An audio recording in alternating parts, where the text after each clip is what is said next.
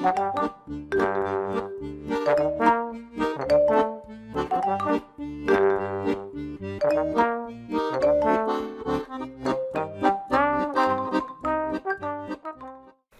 alaikum, chers étudiants, ravi de vous retrouver et merci de me recevoir chez vous. Alors au cours de la séance d'aujourd'hui, on poursuit notre série de QCM se rapportant bien sûr à votre programme Management. On est au 6e QCM et aujourd'hui on traite d'un côté les structures de l'entreprise et d'un autre côté on enchaîne sur les auteurs de management ou bien ce qu'on appelle les auteurs des théories d'organisation. D'accord ? Donc voilà, on commence par la première question et on essaie de découvrir qu'est-ce qu'on nous demande dans cette première question. Alors on vous dit, l'approche systémique considère l'entreprise comme système. 1. Fermé, organisé, piloté et finalisé. Alors déjà le premier mot fait que la réponse est fausse parce que lorsqu'on parle de système, généralement un système il est ouvert. Ou l'entreprise comme un système. Donc, logiquement, on ne peut pas accepter la première réponse. Alors, deuxième réponse. Il est ouvert, oui, c'est parce que l'entreprise, elle est ouverte sur son environnement. Il est organisé, oui, c'est parce que qu'il y a une organisation, l'entreprise radialiha. Elle est pilotée naturellement parce que là, le pilotage, la gestion, l'entreprise bien sûr de fonctionner normalement, mais elle est non finalisée. C'est-à-dire qu'elle n'a pas de finalité. Ou même l'entreprise, en tant que système, تكون خدامة بدون هدف.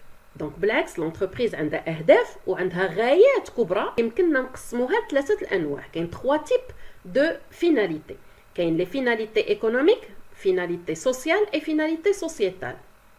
Donc غايات اقتصادية وغايات اجتماعية وغايات مجتمعاتية. D'accord? Alors باش ما نطولش عليكم la vidéo parce que là جيت نشرح les finalités ça va prendre beaucoup de temps.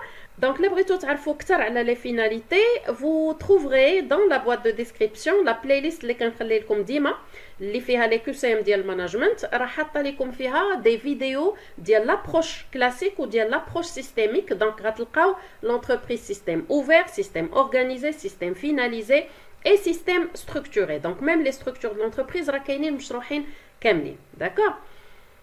Alors troisième réponse. L'entreprise est considérée comme système ouvert, c'est bien. Organisé, oui. Piloté, c'est encore meilleur. Et finalisé, donc là c'est le comble, c'est la bonne réponse.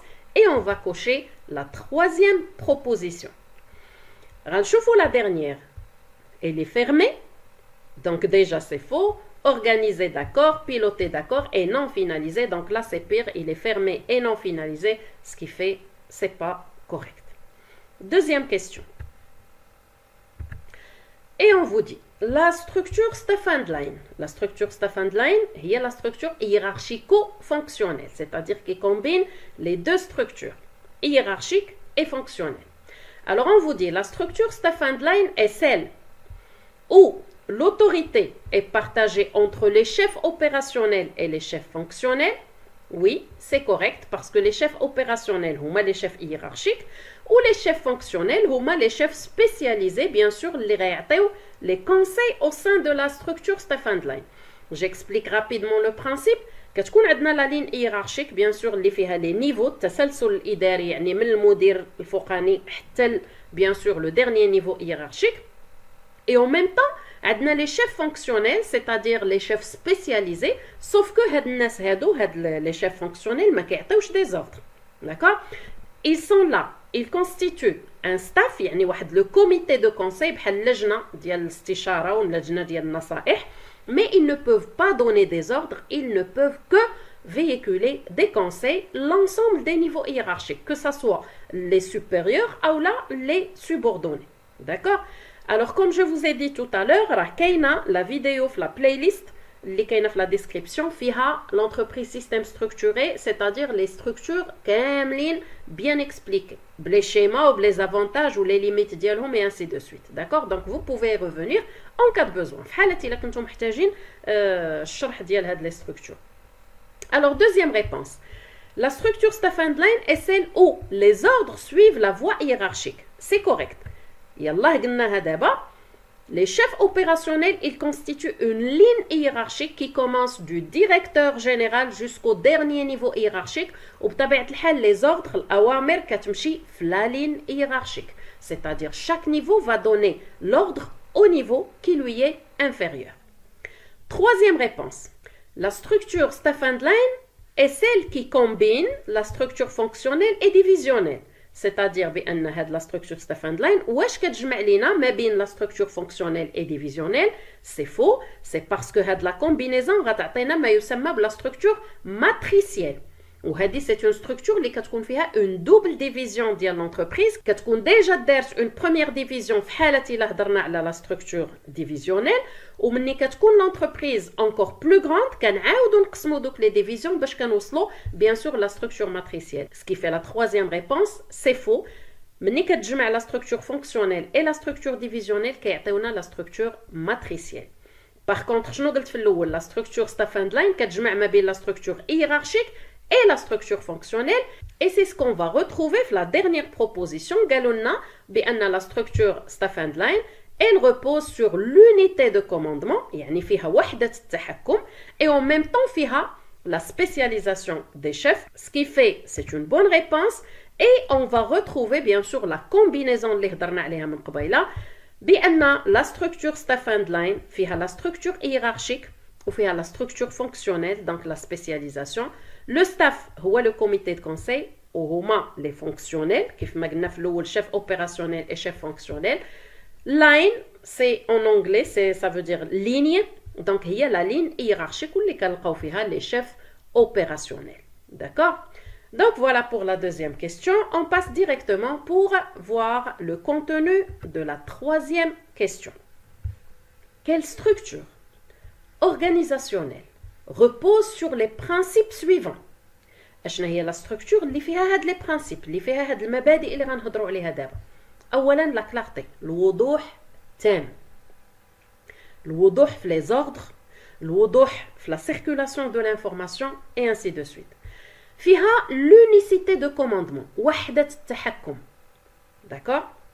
ثالث حاجة فيها la responsabilité absolue, c'est-à-dire المسؤولية تامة ديال les chefs de service ou bien sûr ديال les niveaux hiérarchiques supérieurs.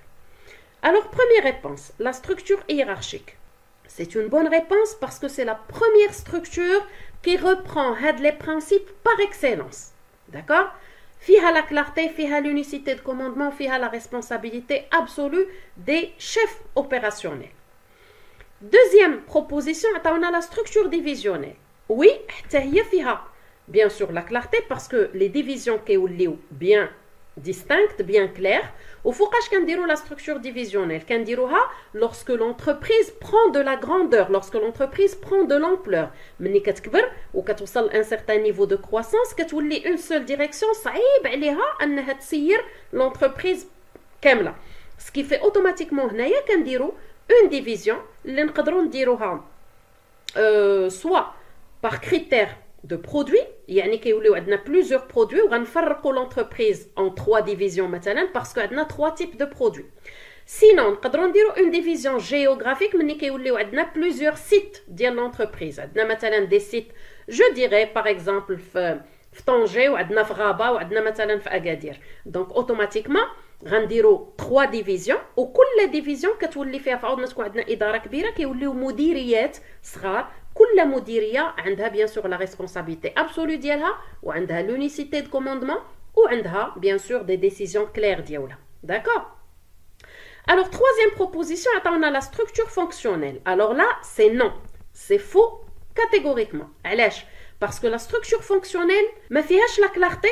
C'est parce que كيوليو les chefs fonctionnels كل واحد كيعطي les ordres bien sûr في la limite ديال la spécialité ديالو ولكن le risque اللي كاين c'est que les subordonnés ils peuvent recevoir 2 ou 3 ordres qui peuvent être contradictoires. يعني بإمكان يجينا 2 الأوامر ولا 3 اللي يقدروا يكونوا متناقضين alors كي غنديروا exécuter le travail. L'exécution كتولي صعيبة.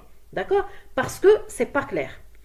تاني حاجة ما عندناش l'unicité de commandement كيف ما قلنا ما كايناش وحده التحكم، بالعكس كيولي التحكم حسب التخصص. سيتادير كل واحد كل شيف دو سيرفيس على حسب التخصص اللي عنده راه غيعطي اوامر في الدومين ديالو.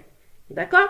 ثالث حاجه ما كايناش اون ريسبونسابيلتي ابسولو باسكو انكور اون فوا لا ريسبونسابيلتي كتمشي على حساب لا سبيسياليتي دو شاك شيف. Donc, troisième proposition, c'est faux. Et rappelez-vous, la structure fonctionnelle fait un commandement par fonction, c'est-à-dire selon la spécialisation ou la spécialité des chefs de service. Alors, quand on a la structure matricielle, alors encore une fois, je dis بأن الجواب خطأ. علاش؟ c'est parce que l'عقلتوش قلنا قبيله قلنا بأن la structure matricielle كتجمع لنا deux structures. فيها la structure fonctionnelle ou فيها la structure divisionnelle. Et il suffit أن دخلات la structure fonctionnelle في الهضرة automatiquement ما بقاتش l'unité ou l'unicité de commandement, ما بقاتش la clarté, ce qui fait automatiquement la réponse est fausse. Sur ce, j'espère que le contenu de la vidéo vous a été bénéfique. J'ai fait exprès de l'arrêter à ce niveau. Je vous retrouve très bientôt dans les prochaines vidéos pour répondre à la suite des questions. On va faire en sorte que chaque vidéo ait une idée précise ou un concept précis. Restez connectés, je vous retrouve très bientôt. D'ici là, dumtum fi ri'ayatillah wa ila al-liqa.